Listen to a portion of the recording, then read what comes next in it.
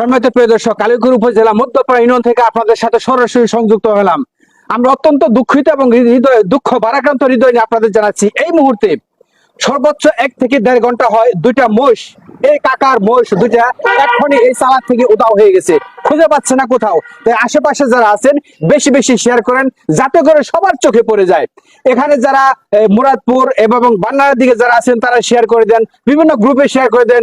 পশ্চিম দিকে বড় বাড়ি কালিয়াকুর বাসতল দিকে যারা আছে তারা বেশি বেশি শেয়ার করে দেন, এবং মির্জাপুর দাগে ফুলবাড়ির দিকে যারা আছে তারা সবাই সর্বোচ্চ শেয়ার করে দেন। কারণ এই মুহূর্তে কিন্তু এই মোষ দুটি উধাও হয়ে গেছে, খুঁজে পাচ্ছে না। কারণ অনেকেই কিন্তু চুরি করে নিয়ে এভাবে মোষ নিয়ে পালিয়ে যায়। তাই আমরা কাকার সাথে একটু কথা বলবো। কাকা, কি হয়েছে বলেন? মোষ সরকার বাড়ির উত্তর বান্ধা। আচ্ছা, রাহাটা কাম করা টানেই, ওরা খেয়াল করে নাই।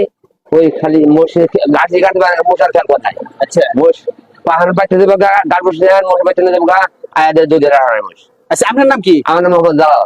জালাল, গ্রাম ভাই তো জেনসেলা বাইদের থেকে এই কাকার মোষ দুটা কিন্তু বাঁধা ছিল, এবং ছোট জাতের মোষ, অত বড় না। উনি কিনে আনছে পালার জন্য, পরে হয়তো উনি এই দুটাকে ওভাবে সময় দিতেন, কিন্তু সেই মোষ কিন্তু আর খুঁজে পাচ্ছে না। তাই আপনারা যে যেখানে আছেন, যে অবস্থায় আছেন, যেখান থেকে ভিডিওটি দেখতেছেন বেশি বেশি শেয়ার করে দেন। এবং আপনার চোখে যদি পড়ে কোনো গাড়িতে বা কেউ যদি দুটি মোষ নিয়ে যায়, তাহলে অবশ্যই আপনি মোবাইল নাম্বারে যোগাযোগ করবেন। আপনার মোবাইল নাম্বারটি জানেন?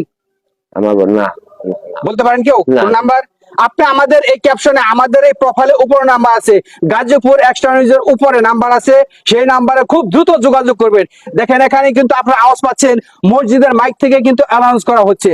তাই প্রিয় ভাই আমার, যে যেখানে পারেন, যার হারিয়েছে সে কিন্তু বুঝে, উনি কিন্তু পাগলের মতো হয়ে এলাকা দিয়ে খুঁজতেছে এবং দৌড়াচ্ছে যে আমার মসজিদে কে নিয়ে গেল। তাই বেশি বেশি শেয়ার করুন, অপরকে দেখার সুযোগ করে দিন।